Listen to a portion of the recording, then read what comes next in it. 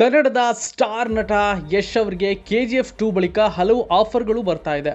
Bollywood ಆಫರ್ಗಳು ಅವರನ್ನ ಹುಡುಕಿ ಬರ್ತಾ ಇದೆ. ಈಗಾಗಲೇ ಅವರು ಹಿಂದಿಯಲ್ಲಿ ರಾಮಾಯಣ ಸಿನಿಮಾ ಒಪ್ಪಿಕೊಂಡಿದ್ದಾರೆ ಅಂತ ಹೇಳಲಾಗ್ತಾ ಇದೆ. ಇದರ ಜೊತೆಗೆ ಅವರಿಗೆ ಮತ್ತೊಂದು ಆಫರ್ ಬಂದಿದೆ ಅಂತ ಕೂಡ ಹೇಳಲಾಗ್ತಾ ಇದೆ. ಈ ಸಿನಿಮಾನ ಅವರು ಒಪ್ಕೋತಾರಾ ಅಥವಾ ಇಲ್ವೋ ಎನ್ನುವ ಕುತೂಹಲ ಕೂಡ ಮೂಡಿದೆ. ಸದ್ಯ ಈ ವಿಚಾರದಲ್ಲಿ ಸಖತ್ ಚರ್ಚೆ ನಡೀತಾ ಇದೆ. ಸುಭಾಷ್ ಗಾಯ್ ಅವರು ಈ ಮೊದಲು ಖಳನಾಯಕ ಸಿನಿಮಾ ನಿರ್ದೇಶನ ಮಾಡಿದ್ರು. ಈ ಚಿತ್ರ 1993ರಲ್ಲಿ ರಿಲೀಸ್ ಆಗಿತ್ತು. ಈ ಚಿತ್ರದಲ್ಲಿ ಸಂಜಯ್ ದತ್, ಮಾಧುರಿ ದೀಕ್ಷಿತ್, ಜಾಕಿ ಶ್ರಾಫ್ ಮೊದಲಾದವರು ನಟಿಸಿದ್ರು. ಈ ಸಿನಿಮಾ ಗೆದ್ದಿತ್ತು. ಈ ಚಿತ್ರಕ್ಕೆ 31 ವರ್ಷಗಳ ಬಳಿಕ ಸೀಕ್ವೆಲ್ ಮಾಡಲಾಗ್ತಾ ಇದೆ. ಈಗ ನಿರ್ದೇಶಕರು ಪಾತ್ರ ವರ್ಗದೊಂದಿಗೆ ಸಿನಿಮಾ ಮಾಡಲು ಆಸಕ್ತಿ ತೋರಿಸ್ತಾ ಇದ್ದಾರೆ.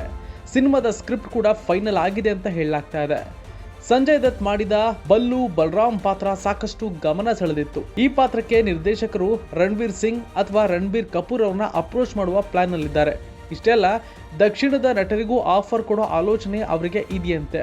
ಯಶ್ ಅಥವಾ ಅಲ್ಲು ಅರ್ಜುನ್ ಅವರು ಕೂಡ ಸುಭಾಷ್ ಲೀಸ್ನಲ್ಲಿದ್ದಾರೆ. ಬಲ್ಲು ಬಲರಾಮ್ ಪಾತ್ರವನ್ನು ಸಮರ್ಥವಾಗಿ ಮುನ್ನಡೆಸೋರು ಅವರಿಗೆ ಬೇಕಾಗಿದೆ. ಇತ್ತೀಚೆಗೆ ಸುಭಾಷ್ ಅವರು ಈ ಬಗ್ಗೆ ಮಾತನಾಡಿದ್ರು. ಹೊಸ ಪಾತ್ರಗಳೊಂದಿಗೆ ನಾನು ಖಳನಾಯಕ್ ಸೀಕ್ವೆಲ್ ಮಾಡಲು ಬಯಸ್ತಾ ಇದ್ದೀನಿ. ಸಂಜಯ್ ದತ್ ಅವರೇ ಬಲ್ಲಿ ಬಲರಾಮ್ ಪಾತ್ರ ಮಾಡ್ತಾರೆ. ಬಲ್ಲುಗೆ ಈಗ 55 ವರ್ಷ ಎಂದು ಅವರು ಹೇಳಿದ್ರು. ಈಗ ಅವರು ಯಶ್, ಅಲ್ಲು ಅರ್ಜುನ್ ಅವರನ್ನ ಅಪ್ರೋಚ್ ಮಾಡ್ತಾ ಇರುವುದು ಯಾವ ಪಾತ್ರಕ್ಕೆ ಅನ್ನೋ ಕುತೂಹಲ ಮೂಡಿದೆ.